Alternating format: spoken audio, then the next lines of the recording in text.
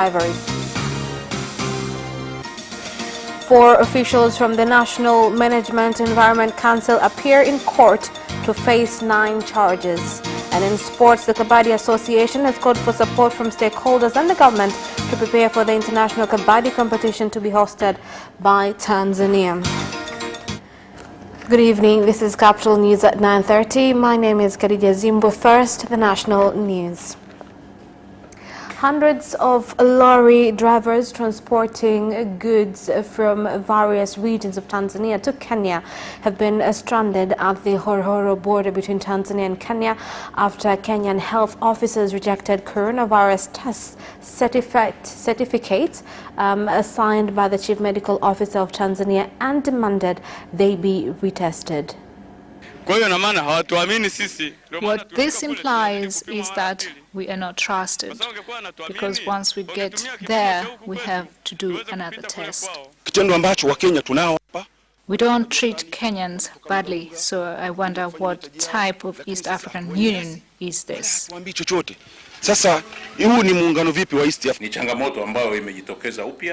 This is a new challenge. We're asking our leaders to look at how it can be resolved quickly so as to deal away with crowds. 4 officials from the National Environment Management Council, NEMC, have been arraigned in Kisutu Resident Magistrate Court, Dar es Salaam, to face 9 charges, which include money laundering. State Prosecutor Janet Magoho, who named the accused as Destedit Katwale, Magori Matiku, Obadia Machupa, and Lydia Nyinondi, read the charges before Resident Magistrate Huruma Shaidi, stating that the accused are being charged for forgery, providing false documents, and incurring loss to NEMC and money laundering. Now, the 9 accused are alleged to have committed the offences between June 1st, 2016 and July 30th, 2017 in various parts of Dar es Salaam and Dodoma. Resident Magistrate Shaidi has adjourned the case to June 18th, 2020, where the case will come up for mention after investigations are completed. Now, some Tanzanian lorry drivers who are stranded at the Rusumo border between Tanzania and Rwanda in Ngara district, Kagera region, as they await permits to cross the border, have complained over a lack of cooperation of Rwandan government officials, a situation that has led to them being stranded at the border for more than 20 days.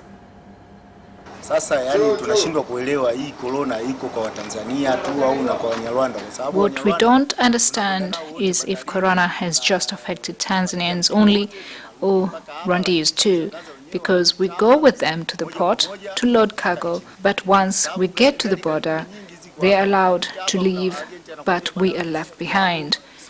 You could be stuck here for up to 20 days. For Tanzanians, you cannot leave Dar es Salaam and go straight to Kigali, but this doesn't apply to Rwandese. So this is a challenge. In Rwanda, we don't have any freedom, but they have it here. The former Secretary General of Chama cha Mapinduzi CCM, Abdul Rahman Kinana, has made a public apology to the national chairman of CCM, President Dr. John Magufuli, on statements he made after retiring from the party. Ni kweli jambo hili liliwahi kutokea. Unajua nilikereka kwa wakati fulani. It is true that such a thing happened at some point. I was frustrated and was extremely mad while dealing with that issue. I went extra miles by saying words that were not appropriate to my leader, chairman, and president. After thinking long and hard, I think it is about time that I apologize to the chairman, party members, and Tanzanians who were affected by my actions. I believe that if he will hear me today, my apology will be accepted. In any political party, there are rules and regulations. Even at the discipline committee, I am not the first one. I also received my punishment, just like the rest of other leaders who at some point also misbehaved. Chama kinafarijika. Lakini la pili ni hili la kukumbuka kwamba bado akiwa ni mstaafu. Party is relieved and we are happy that although he has retired, but he still values the party wholeheartedly. Opposition NCCR Mageuzi Party has stated that they have opened their doors to political parties that are ready to work with them in the general elections.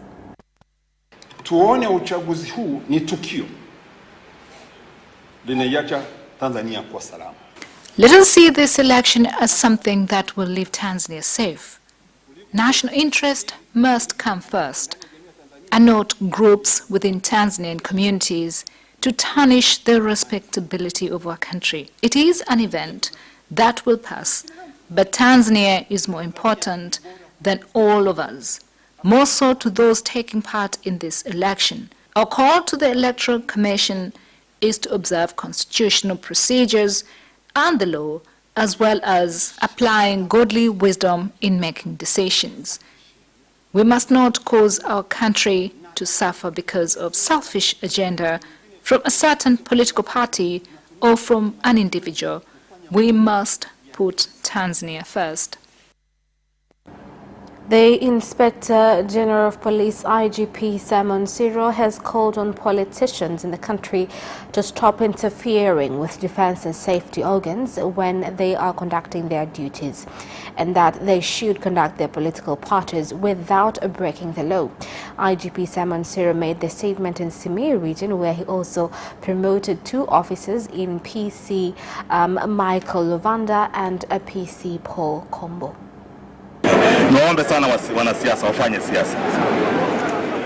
I urge politicians to focus in politics. We will not bother them if they don't break the law.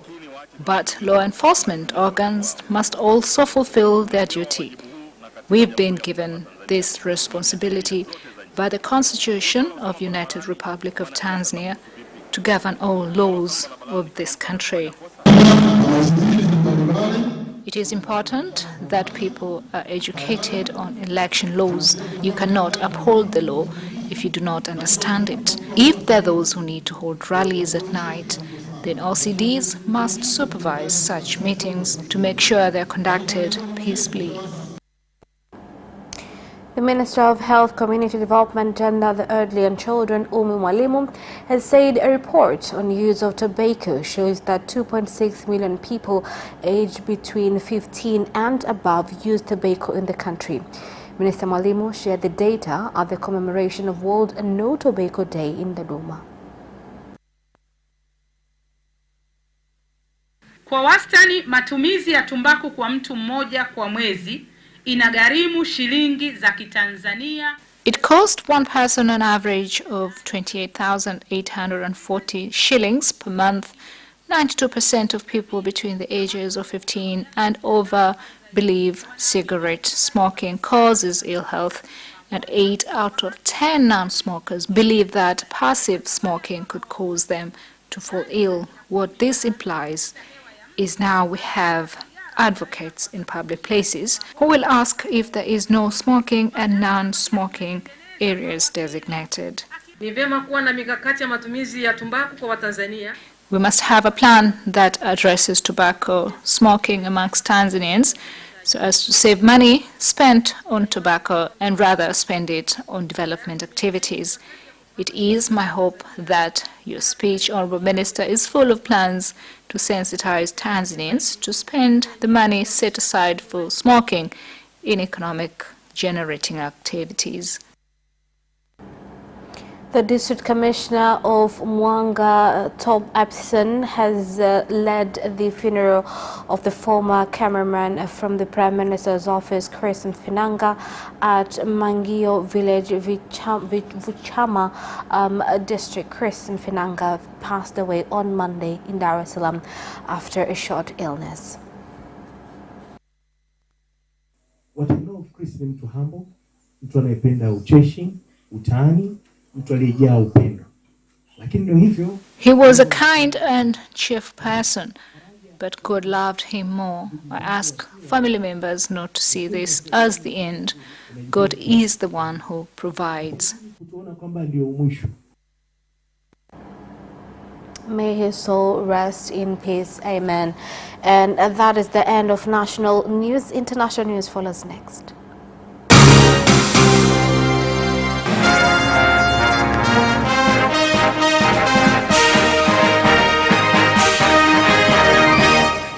And in international news, over 10,000 arrests have been made following protests against racism and police brutality in the wake of George Floyd's death in the U.S. state of Minneapolis. All 4 police officers involved in Floyd's death have been charged, with Derek Chauvin, who knelt on his neck, being charged with a 2nd-degree murder, up from 3rd-degree murder. He also faces a 2nd-degree manslaughter charge. The other 3 officers implicated in the incident have been charged with 2nd-degree murder and manslaughter for aiding and abetting. Despite the increase in coronavirus infections, Kenyans have called on President Uhuru Kenyatta to ease restrictions imposed by the government against the pandemic. This comes as Cabinet Secretary Mutahi Kagwe announced that 124 more patients had tested positive for COVID-19 from 2,640 samples tested in the last 24 hours. With the fight against the virus continuing, we have realized that over 80% of our patients in hospitals are asymptomatic, and therefore baby can and may be managed from home. If this is implemented, it would free our health facilities from congestion, because we are reaching, for example, in Nairobi, at a time when both Bagathi and KU are already getting to full status.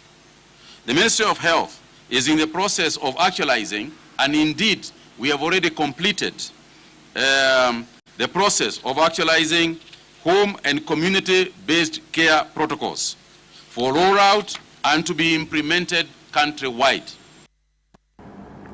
And the government of Uganda has said that the economy of the country has continued to grow despite challenges caused by the coronavirus pandemic.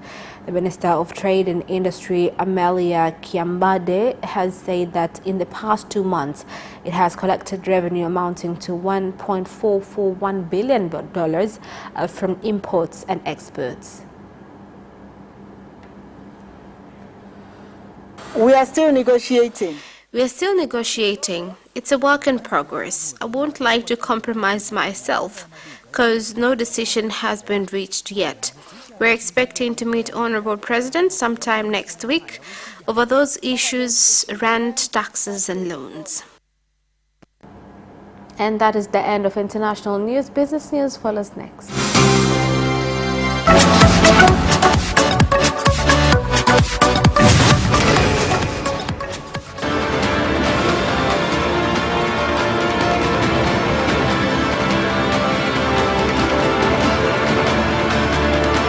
Watch Business Edition as we talk to business leaders and experts in sectors that are transforming Tanzania's economy. We believe that the driver is the customer. To change the mindset of traditional HR to the digitalization. Make sure that everybody can get some access to financial services. And once we understand the vision of our leaders, we then need to be behind them and help them in achieving that vision. Business have involved mercantile operations, trade guilds, or shared agricultural production, infrastructure, construction, financial sectors, tourism, and mining. Business Edition on Friday at 8:15 p.m.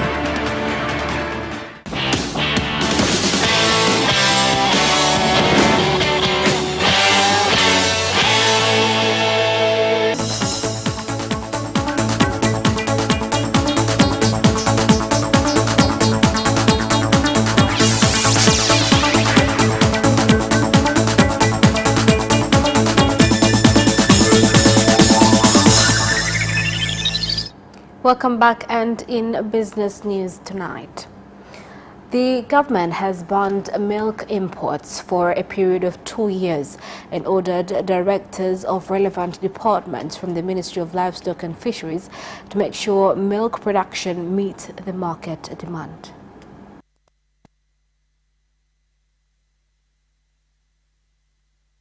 Mikakati madhubuti kwa wadau wote katika kipindi cha miaka miwili ijayo, tusiagize tena maziwa kutoka nje ya nchi, na nchi yetu ijitosheleze kwa mahitaji ya maziwa. Tuna mifugo bora, tuna ardhi kubwa, tuna ardhi yenye rutuba, hatuna sababu sisi wa Tanzania kuagiza maziwa nje. And now moving on, after the government opened its doors to tourists to visit the country, tour guides have started to prepare themselves by making sure they adhere to coronavirus preventative measures during tours. Many things are going to change, including different ways of providing services.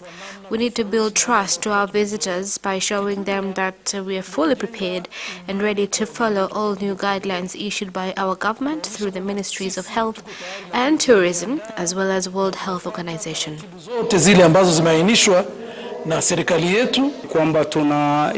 We need our government through the ministry responsible to cooperate with us so that tourism activities can be done at high levels, including expanding infrastructures of national parks, like constructing more roads so that we could accommodate our visitors in a more safer environment. And the Minister of Minerals, Dr. Biteko, has directed mine owners in the country to implement the Corporate Social Responsibility Law, requiring them to allocate a percentage of profit made from mineral production activities to support development projects for communities near the mines. I commend GGM and Gator councils as I call on all mines of different scales, from middle to small scale, to start focusing on giving back to the community. Residents of areas surrounding the mines must also benefit from the mines. If you look at all mines, from the roundabout, minerals market, EPZ, plus this project in total, the project costed 5.5 billion shillings, something that is also reflecting developments of people living in these areas. And that is the end of business news. Sports news follows next after this break.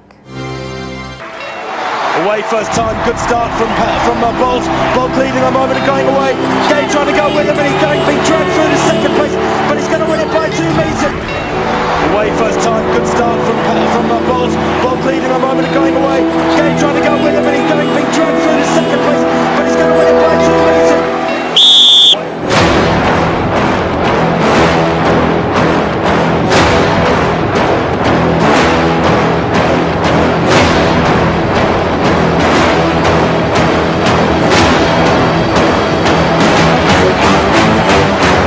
Position, Joaquinho, he did lose to Lendl.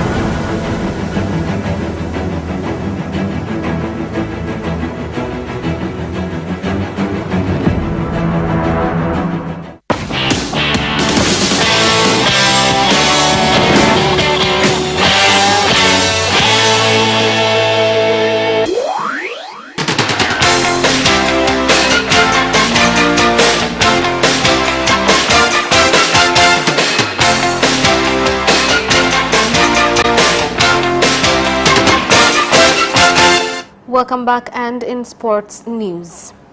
The Kabaddi Association is seeking support from stakeholders as well as the government to prepare for the international Kabaddi competition, which will be hosted by Tanzania. Hatutaliweza kwa maana kwamba linahitaji vyanzo vingi vya mapato. We won't be able to do it alone because it requires several sources of funds. We have been given directives of preparing their accommodations when they get here. This is huge. We expect stakeholders from the tourism sector, the ministry, government departments, as well as the media to support us through a committee that can be made by the government to help us succeed in this issue. The Tanzania Cricket Association plans to hold a coaches seminar as they prepare for resumption of leagues once the government lifts the ban on sports due to the coronavirus pandemic. Sema kweli viwanja vyetu tayari vitu hivi tuliviweka kabla hata janga la corona halijaingia. Kwa hiyo kwa upande wetu our grounds already had these things before corona. So for our side, it is only to provide awareness to players on how different it will be. The good thing is that the International Cricket Council, ICC, have already provided guidelines on how to resume the sport. Premier League clubs will be allowed to make 5 substitutions for the rest of the season and have 9 players on the bench. It was agreed at a shareholders meeting today. The increase from 3 permitted changes to 5 and from 7 substitutes to 9 was announced by the league in a short statement.